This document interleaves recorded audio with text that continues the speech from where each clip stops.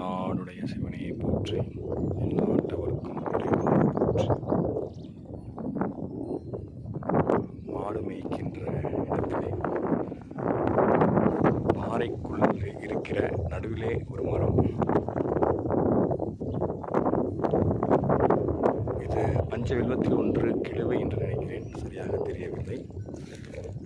அழகாக இந்த இரண்டு பாறைகளுக்கு இடையிலே